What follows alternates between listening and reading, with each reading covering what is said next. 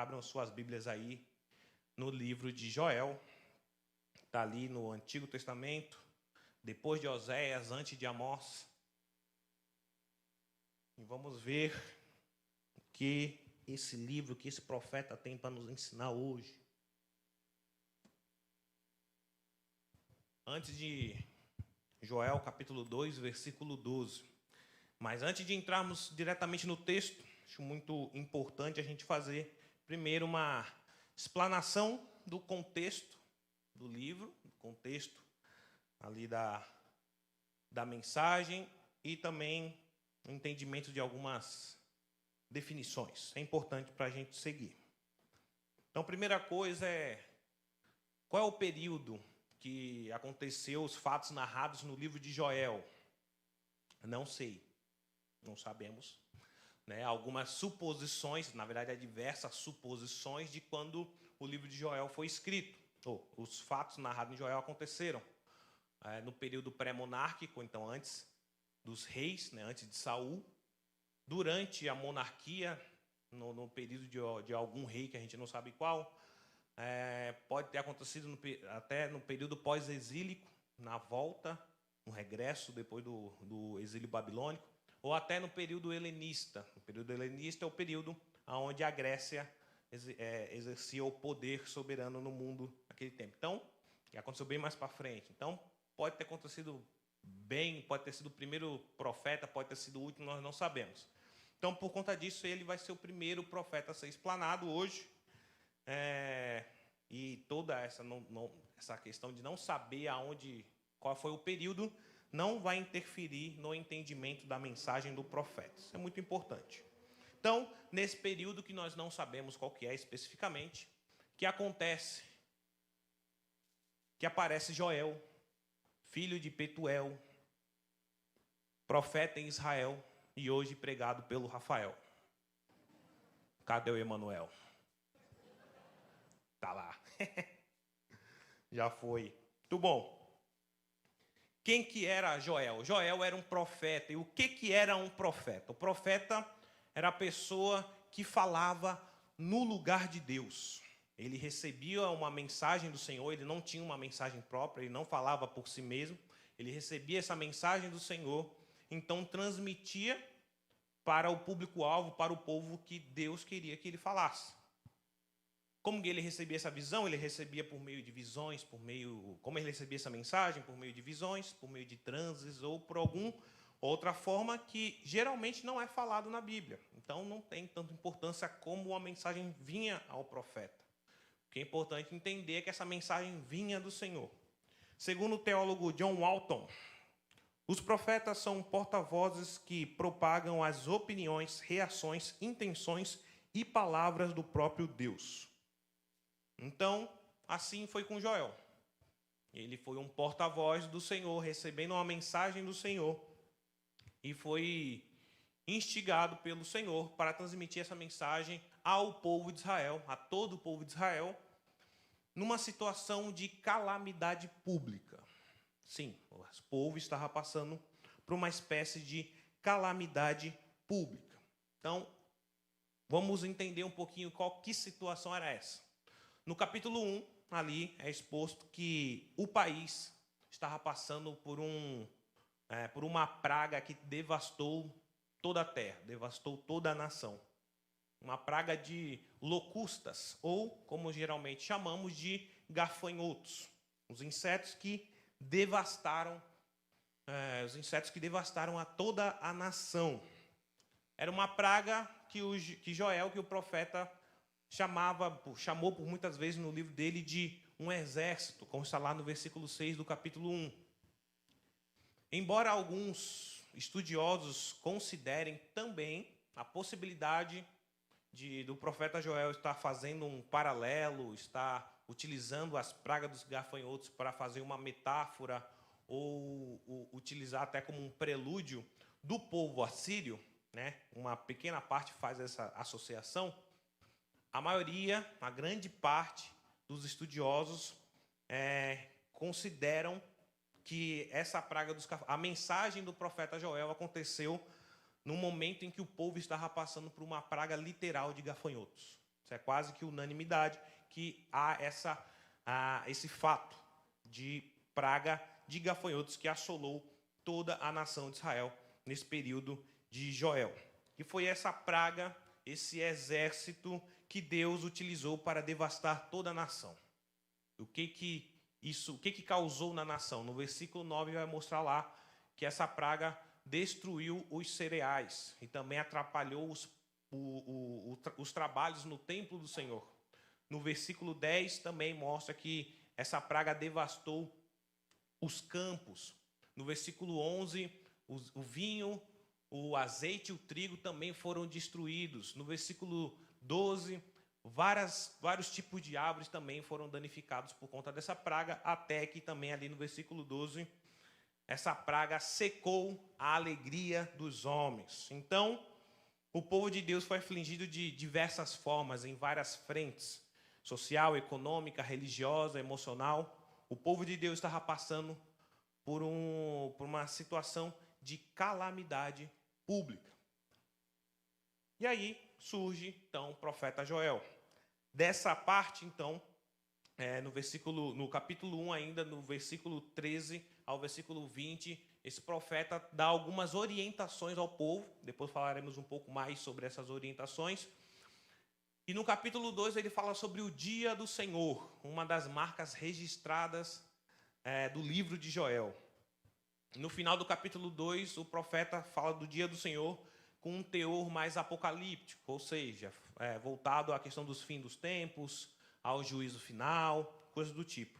Mas no trecho do capítulo 2, versículo 1 ao versículo 11, o profeta refere-se ao dia do Senhor como um dia de trevas e escuridão, fazendo alusão à calamidade que o povo estava passando por conta da praga dos gafanhotos. Essa associação entre o dia do Senhor e a praga dos gafanhotos se dá porque, assim como no capítulo 1, o profeta associa os gafanhotos com um exército, nesse trecho, capítulo 2, do 1 ao 11, o profeta também utiliza de um linguajar bélico-militar, falando sobre exércitos, guerreiros, soldados, que devastaram a terra de Israel pelo comando da voz do Senhor. Então, essa associação é válida, ela é coerente com o dia do Senhor, como essa praga dos gafanhotos. E um outro aprendizado que nós já tiramos aí, ao ver esse trecho, é que tudo isso estava no controle do Senhor.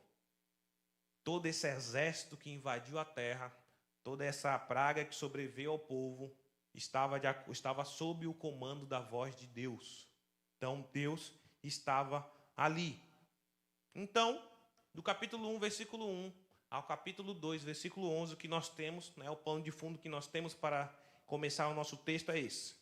A nação passando por uma calamidade pública, porém, tudo isso estava de acordo com os desígnios do Senhor. Também é possível entender que as calamidades, as adversidades, as oposições são submissas a Deus, e inclusive Deus pode utilizar isso para repreensão e instrução do seu povo. Então, deu para pegar aí qual que era a realidade da nação até aí? Capítulo 1, versículo 1 ao capítulo 2, versículo 11, o que temos é isso. O povo passando por esse perreio brabo aí. E então iniciamos o versículo 12, que é o nosso texto. Vamos entrar então no nosso texto. Diante dessa realidade, o Senhor, por meio do profeta Joel, começa a orientar o povo, orienta o povo também. E a primeira orientação, num tom de urgência, é a seguinte, versículo 12. Agora, porém, declara o Senhor, voltem-se para mim de todo o coração, com jejum, lamento e pranto. A orientação ou ordem que o Senhor dá é que o povo precisava subir a Deus. Sub é a palavra no hebraico que traz a ideia de volta ou retrocesso. Nas diversas versões que nós temos, você pode até conferir na sua Bíblia, aí, na sua versão, não sei como vai estar, provavelmente vai estar, o desejo do Senhor é arrependam-se, ou restaurem-se, ou convertam-se, Ou, como eu li aqui na NVI, voltem-se para Deus. Essa ideia, qual que é? Uma palavra que traz uma ideia, mas que dá margem a diversas variações, utilizações, interpretações. Mas é essa ideia de volta. Alguém que estava num ponto, seguiu para um outro ponto, mas por algum motivo, em determinado momento, converteu o seu caminho e retornou. Estava seguindo para um caminho, se arrependeu de onde estava indo e voltou. Alguém que estava indo, seguindo uma trilha, mas restaurou o caminho de volta. É essa a ideia da palavra sub, que é utilizada aqui. Portanto, o pedido do Senhor, que via o seu povo trilhando um caminho diferente ou distante daquilo que ele tinha para o povo, é sub, retornem, restaurem, arrependam-se e voltem. Num termo mais popular, o que Deus está falando é: voltem aqui. Voltem. Então, se você está anotando a mensagem, o título dessa mensagem é esse: voltem aqui. O desejo do Senhor, expresso por meio de uma palavra, é esse: que o povo voltasse, que o povo regressasse, que o povo se arrependesse, que o povo retornasse. Voltem aqui. Mas não era uma volta qualquer. Não basta voltar, tem que voltar direito. Então Deus continua, por meio do profeta, explicando como ele queria que fosse essa volta. Como que era para voltar? Primeiro ponto: a volta que ele queria era com um relacionamento sincero. Primeiro ponto: a volta que Deus queria para o seu povo era com um relacionamento sincero. Então ele continua, ali ainda no versículo 12, a parte B: voltem-se para mim de todo o coração, com jejum, lamento e pranto. Rasguem o coração e não as vestes. Rasgar as vestes era um costume tradicional do povo que externava tristeza, arrependimento ou algum tipo de crise. Mas o que Deus queria não era isso. O que Deus queria não era uma demonstração aparente, algo externado. Ele diz: eu não quero que você rasgue as vestes, eu quero que você rasgue o coração. Deus queria que o povo voltasse com uma volta, com arrependimento sincero e verdadeiro. Eu queria ler com vocês um texto do Hernandes Dias Lopes, não sei quem conhece ele, um pastor muito conceituado, muita credibilidade, e ele faz um comentário sobre esse texto de Joel. Ele diz o seguinte: Deus não se satisfaz com uma espiritualidade cênica, teatral e farisaica. Ele vê o coração e requer verdade no íntimo. São muitos aqueles que, no momento de forte emoção, após um congresso, um retiro espiritual ou uma mensagem inspirativa, fazem promessas lindas para Deus. Comprometem-se a orar com mais fervor, a ler a palavra com mais avidez, a testemunhar com mais ardor. Outros derramam lágrimas no altar do Senhor, fazem votos solenes de que andarão com Ele em novidade de vida. Mas todo esse fervor desaparece tão rápido como a nuvem do céu e o orvalho que se evapora da terra. O povo de Deus hoje parece muito superficial, promete o que não deseja cumprir, honra a Deus apenas com os lábios, nega-o com a sua vida e não se volta para Ele de todo o coração. Há aqueles que só andam com Ele na base do aguilhão, só se voltam para Deus na hora que as coisas apertam, só se lembram do Senhor na hora das dificuldades. Não se voltam para Ele porque o amam ou porque estão arrependidos, mas porque não querem sofrer. A motivação da busca não está em Deus, mas neles mesmos e no que podem receber dele. Para esses, o Senhor é descartável. Esses têm uma fé utilitarista. Contudo, Deus não tolera uma espiritualidade assim. Ele não aceita um coração dividido. Somos inteiramente dele ou então não seremos aceitos. Forte, né? Deus quer um relacionamento sincero, não por interesse ou por medo. Deus queria que o povo voltasse, mas que voltasse da maneira correta, voltasse com sinceridade, voltasse com a motivação certa. Mas o profeta não para por aí. Ele continua no versículo 13. Voltem-se para o Senhor, para o seu Deus, pois Ele é misericordioso e compassivo, muito paciente e cheio de amor. Arrepende-se e não envie a desgraça. Talvez Ele volte atrás, arrependa-se e ao passar deixe uma bênção. Assim vocês poderão fazer oferta de cereal e ofertas derramadas para o Senhor, o seu Deus. O profeta expõe aí algumas características do Senhor, né, que ele é cheio de amor, que ele é paciente, que ele é compassivo, que ele é misericordioso, e então retoma a orientação. Então volte-se para ele, porque assim ele poderia se voltar para o povo. Sabe qual que é a palavra utilizada nesse texto quando fala que talvez Deus pudesse voltar atrás, Deus se arrependeria e voltaria atrás? Sabe qual que é a palavra utilizada aí? Quem arrisca? Sub. A mesma palavra utilizada pelo profeta para dizer que o povo deveria voltar-se a Deus é a mesma utilizada pelo profeta para dizer que, se vocês fizerem isso, Deus poderia voltar-se para o povo. O que isso significa? Que mesmo Deus sendo todo poderoso, Ele ainda assim preza por um relacionamento, uma espécie de via de mão dupla. Ele preza por esse relacionamento com o seu povo, onde se você se voltar para mim, eu me voltarei para você. É esse relacionamento que Deus quer de nós, mesmo Ele sendo todo poderoso.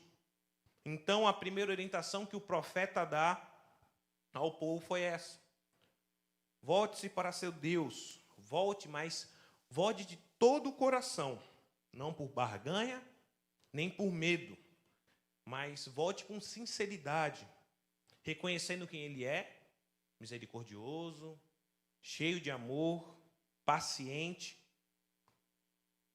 e se relacionando com Ele de maneira verdadeira e íntima. Deus não quer religiosidade, Deus quer intimidade. Então, o primeiro ponto que fica é esse: Deus quer que o povo volte-se para Ele, mas que volte de uma maneira verdadeira e íntima, com um relacionamento sincero. Mas o profeta não para por aí. Aí vamos para o ponto 2. Deus queria e falou, orientou o povo por meio do profeta Joel a que o povo voltasse com unidade e comunhão. Então, ponto 2, que essa volta tinha que ter unidade e comunhão. Versículo 15: toquem a trombeta em Sião, decretem um jejum santo, convoquem uma assembleia sagrada, reúnam o povo, consagrem a assembleia, ajuntem os anciãos, reúnam as crianças, aquelas que mamam no peito, até os recém-casados devem deixar os seus aposentos. Que o sacerdote que ministra perante o Senhor chorem entre o pórtico do templo e o altar, orando: poupa o teu povo, Senhor. Não faças da tua herança um motivo de zombaria e de piada entre as nações, porque isso haveria de dizer entre os povos: onde está o Deus deles? Nessa passagem, nesse trecho, o Senhor, por meio do profeta, orienta aos sacerdotes a convocarem uma reunião de lamento e súplica nacional. Todo mundo tinha que participar. Uma orientação que já tinha sido dada antes. Lembra que eu falei que no primeiro capítulo, do versículo 13 ao versículo 20, o profeta deu algumas orientações. As orientações dadas nesse primeiro capítulo são semelhantes, muito semelhantes a que está nesse trecho também. Então, ele já tinha citado isso antes. No versículo 14 diz assim: decretem um jejum santo, convoquem uma assembleia sagrada, reúnam as autoridades e todos os habitantes do país no templo do Senhor. do seu Deus e clamem ao Senhor. Capítulo 1, versículo 14. Então você vê que é bem parecida com esse trecho do capítulo 2. A necessidade que todos participassem era tão grande que Deus fazia questão de que todos participassem. Todos. Até aqueles que tinham certa liberdade para não participar de alguns ritos, de alguns momentos, naquele momento tinham que participar. Que nem as crianças recém-nascidas, não eram nem contadas naquele tempo, mas ali tinham que aparecer. Os recém-casados que recebiam uma licença para cumprir as suas obrigações conjugais, naquele momento não. Eles tinham que estar lá, junto com o povo, orando, clamando e chorando. Todos, homens, mulheres, crianças, servos, autoridades da nação, autoridades da igreja, autoridades religiosas, todos precisavam participar daquele momento de oração, clamor e arrependimento. O que nós podemos aprender com isso? E a importância do todo e do cada um. Não precisava, a criança nem precisava ir. A criancinha, para que vai? Não, tem que ir. Ela é importante nesse momento. Não, o cara acabou de casar, né? Deixa ele lá curtir a lua de mel. Deixa ele ir para Dubai. Curtir. Fazer sua exegese de cantares. Não. Tem que estar lá orando, clamando ao Senhor. Todos, cada um é importante. Porém, há uma visão distorcida, aí eu falando de uma maneira mais geral, mais ampla, de que há uma hierarquia e há pessoas credenciadas e outras não no meio da igreja. Há essa visão distorcida. Certa vez, vi numa igreja mais tradicional, lá não estava passando por uma sucessão pastoral. Na verdade, eles estavam sem pastores, sem um pastor. O pastor que tinha, ele saiu. E a igreja estava sendo dirigida, estava sendo coordenada por uma comissão de membros da igreja. E nessa comunidade, eles faziam um momento de oração pelos enfermos. E fazia 3 meses que eles não faziam esse momento, que eles não oravam pelos enfermos, porque eles estavam sem pastor e, na visão deles, apenas o pastor podia orar pelos enfermos. Somente ele tinha credenciais, somente o pastor tinha credencial para orar. A Stephanie está errada. A Stephanie não tem esse poder para orar pelos enfermos. Em outro momento, eu vi um irmão que estava um pouco afastado da igreja e passando por alguns problemas, precisando de uma oração. E aí o irmão, sabendo disso, o irmão da igreja, foi lá visitar ele. Porém, ele não gostou muito, porque quem foi fazer a visita foi apenas um irmão. Não foi nem o líder da célula, nem o pastor. Então, para ele, a visita foi inválida. Então, você entende o que eu estou falando? Essa mentalidade de que, não, aquele lá não pode. Aquele lá não tem a credencial. Não, aquele lá não tem autoridade. Às vezes até o pensamento também do, não é a minha responsabilidade isso. Não, eu não tenho importância. Não, eu não tenho autoridade para fazer isso. Qualquer uma desses pensamentos está errado, distorcido, porque para o Senhor, cada um é importante no todo. Cada um tem seu valor. Em diversos momentos, no decorrer da palavra, ele vai citar a importância de cada membro do corpo, de cada parte no todo. Então, esse texto deixa muito claro que cada um é importante. Cada um tem a sua responsabilidade. Cada um tem o seu porquê, tem o seu motivo de estar ali. Mas também dá para entender a questão do coletivo, do todo. Por diversas vezes, a orientação do povo na Bíblia é dada de maneira coletiva. Nesse momento não foi diferente. Chorem, clamem, jejuem, mas todo mundo junto. Todo mundo como um povo, como um corpo, como uma nação. Essa era a orientação dada por Joel. Todo mundo junto. E Deus, assim como considera cada um, Ele também considera, Ele instiga que cada um participe do todo. Então, é melhor serem dois do que um. Eclesiastes 4. O povo, Deus agiu para libertar o povo de Israel lá no Egito, em Êxodo 2, por quê? Ele escutou o clamor de quem? Do povo. Meus filhos estão chorando, o povo está chorando, se está clamando, eu vou acudir. Lá em 2 Crônicas, capítulo 7, versículo 14, a orientação que o Senhor dá a Salomão depois que ele constrói o templo, qual que é? Se o meu povo, que se chama pelo meu nome, se o meu povo, não é se o rei clamar, se o sacerdote, se o líder, não.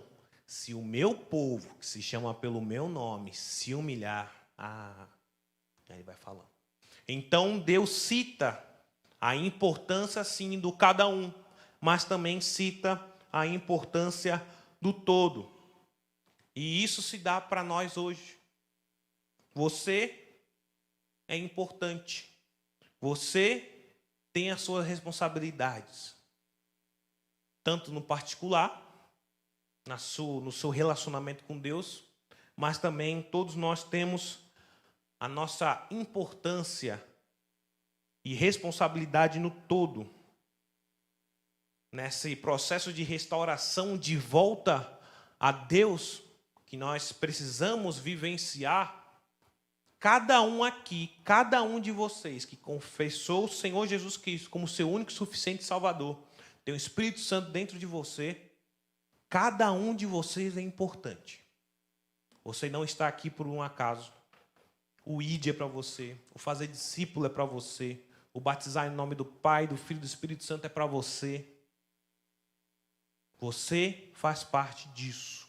Não pense que isso é questão de liderança, dos pastores, de um aqui, de um ali. Você faz parte disso. Amém? Então entramos no último ponto. O resultado dessa volta. Será que o povo voltou? Será que o povo fez aquilo que Joel orientou por meio, que o Senhor orientou por meio do profeta Joel? Entre o versículo 17 e o versículo 18, fica implícito que o povo levou a sério aquilo que o profeta falou. Eles voltaram ao Senhor da maneira que Deus esperava que eles voltassem. Porque é claro no versículo 18 que Deus agiu de maneira favorável com o seu povo. Vamos ao texto, versículo 18.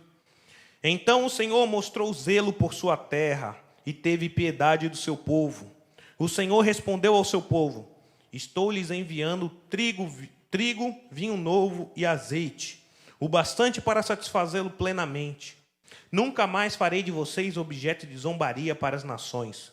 Levarei o invasor que vem do norte para longe de vocês, empurrando-o para uma terra seca e estéril, a vanguarda para o mar oriental e a retaguarda para o mar ocidental, e a sua podridão subirá, o seu mau cheiro se espalhará. Ele tem feito coisas grandiosas. Deus agiu com benefício para com seu povo.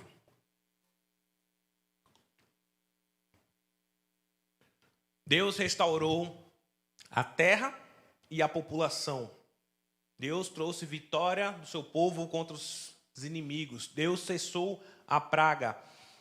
Deus ainda fez novas promessas para o seu povo, promessas de um futuro próspero. Os gafanhotos devastaram a terra em diversas frentes, em diversas formas, como a gente viu no começo do texto.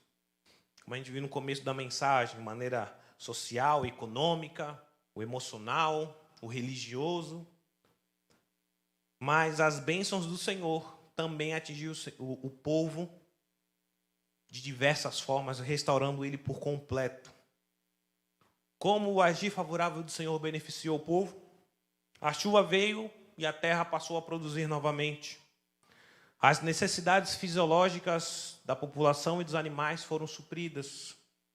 A possibilidade de compra e venda por meio do câmbio foi restaurada. A prosperidade da terra cessou o escárnio e a zombaria dos povos vizinhos, dos outros povos que estavam ao redor. A autoestima e a esperança da população voltou. E, principalmente, a relação entre Deus e o seu povo foi restaurada. O povo sube a Deus e Deus sube ao povo. O povo voltou-se para Deus e, por isso, Deus voltou-se para seu povo. Quando o povo retorna para Deus em penitência, então Deus se volta para ele em graça. Se a gente continuar lendo esse texto até o versículo 27, você vai ver muitas outras bênçãos que Deus derramou sobre o povo. Parei no versículo 20, mas se você continuar até o versículo 27, tem mais bênçãos. Se você ler até o final do capítulo 3, até o final do livro, você vai ver que Deus deu mais promessas ao seu povo. Que promessas? É aqui em Joel que Deus promete o derramamento do Espírito Santo, que é citado lá no Novo Testamento. Deus promete a volta de Cristo. Aqui ele já promete a volta. Ele não tinha nem vindo, Jesus não tinha nem ido, ele já estava prometendo a volta. Ou o juízo final. Deus promete ainda mais outras bênçãos para o seu povo. Deus promete um julgamento para os inimigos do povo de Deus. O simples fato do povo voltar-se ao seu Deus gerou diversas bênçãos, promessas para o próprio povo. Voltar-se a Deus com sinceridade, com a unidade, com a comunhão, da maneira com que Ele quer, gera paz, bênçãos, esperança e salvação. Esse ensinamento dado e na qual o povo sentiu na pele, o povo de Israel sentiu na pele, presenciou, testemunhou anos e anos atrás, pode ser vivenciado por nós hoje. Se nós nos voltarmos para Deus, tenha certeza que Ele também se voltará para nós. Amém? E o que é que nós podemos aprender com isso? Primeiro, eu não tenho dúvida de que toda essa situação que o mundo está vivenciando, pandemia, corrupção, instabilidade econômica, violência e tantas outras mazelas, eu não tenho dúvida de que tudo isso está no controle das mãos do Senhor. E assim como também não tenho dúvida de que Deus pode restaurar esse caos. Você crê nisso? Nós cantamos aqui que Tu és soberano sobre a terra, sobre os céus, Tu és Senhor absoluto. Esse texto de Joel deixa isso muito claro. Toda aquela situação que o povo estava passando estava nas mãos do Senhor. Como era de se esperar, Deus estava no controle. O primeiro aprendizado que nós podemos ter é que Deus é soberano e todo-poderoso. Independente da situação, independente da realidade que o mundo esteja, tudo continua no controle das mãos deles. Outro aprendizado, outro ensinamento, que apesar dessa glória que tens, tu te importas comigo também. Mesmo com essa onipotência, mesmo com esse poderio, mesmo com essa soberania, Deus zela e anseia por um relacionamento sincero com seu povo. Ele precisa da gente? Não. Deus não precisa da gente. A gente só pisa na bola com Ele. Deus tem poder para ter nos formatado, para termos feito robôs ou marionetes dele. Mas ele optou, ele escolheu ter um relacionamento espontâneo com a gente. Esse relacionamento de via de mão dupla. Relacionamento de ida e volta. É esse relacionamento que Deus quer. Deus não quer robôs religiosos. Deus não quer fariseus modernos. Deus não quer cumpridores de ritos, de rituais. Deus quer filhos amados para se relacionar verdadeiramente. Busque o Senhor de todo o coração. É isso que Ele quer. Ele tem poder para ter feito tudo condicionado da maneira que Ele queria. Mas Ele optou em ter esse relacionamento espontâneo com a gente, para nos dar essa oportunidade da gente voltar para Ele. Vamos voltar para Ele. E o terceiro e último aprendizado é que nesse movimento de restauração, de retrocesso, de volta a Deus, de arrependimento, de conversão, todos nós temos nossas importâncias e responsabilidades. Todos nós temos um dever particular de buscar o Senhor na restauração pessoal, particular do nosso relacionamento com Deus. Mas nós também temos nossa responsabilidade e importância da restauração do nosso relacionamento com Ele como povo, como corpo. E quando eu estou falando de corpo, de igreja, não estou falando apenas de comunidade batista da paz, estou falando da igreja do Senhor Jesus Cristo. Uma igreja que hoje sofre de diversas maneiras, por diversos fatores. Nós fazemos parte dessa retomada, dessa volta da igreja aos pés do Senhor. Devemos buscar o Senhor diariamente no secreto, fechar as portas do nosso quarto, de nosso momento a sós com Ele diariamente. Mas também devemos convocar uma assembleia, buscar o Senhor como um corpo, como um povo. Daí a importância do culto, das células, das reuniões de oração, das campanhas. Então se envolva, participe, que esse é o momento que nós temos para juntos voltarmos ao Senhor. É o momento que nós temos para clamar ao Senhor pela igreja, pela nossa nação, pela nossa cidade, todos juntos como um coro. Nem que seja para chorar, que façamos isso juntos. Você quer fazer parte desse mover? Você quer fazer parte desse movimento de volta a Deus? Então, convido você a ficar de pé nesse momento. Nós partindo para o nosso final.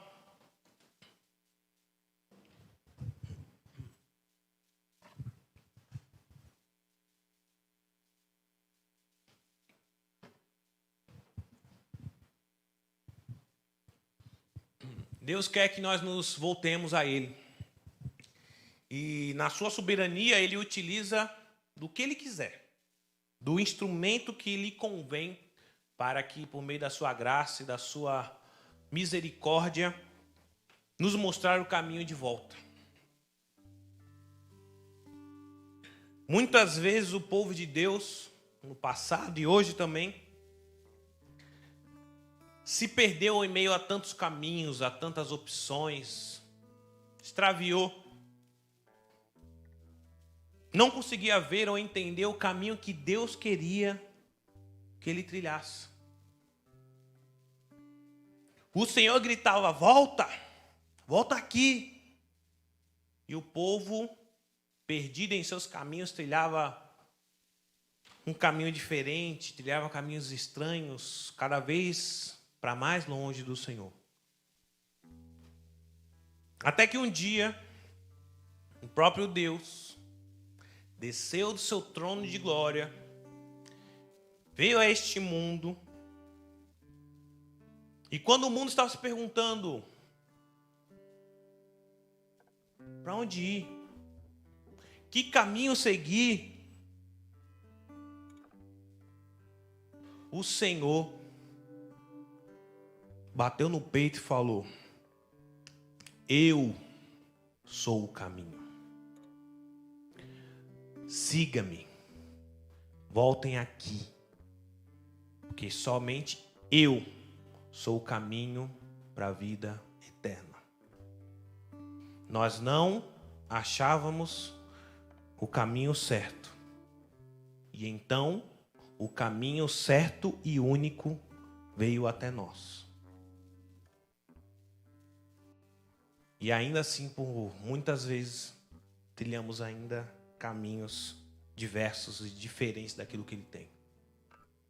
Essa é a oportunidade de estarmos aqui juntos para levantar um clamor em comunhão, em unidade, nessa assembleia, clamar, chorar se necessário, se arrepender, voltar para Deus. Queria que você fechasse os seus olhos. Se você tem uma questão pessoal, coloque diante dele nesse momento também. Mas lembre-se da igreja do Senhor, do todo, do povo de Deus que está andando um caminho distante e Deus está gritando: volta. E a orientação é: clamem, chorem e voltem. Intercedam por esse povo, intercedam por essa nação, intercedam por essa cidade, intercedam por essa igreja. Vamos trilhar um caminho de volta a Deus.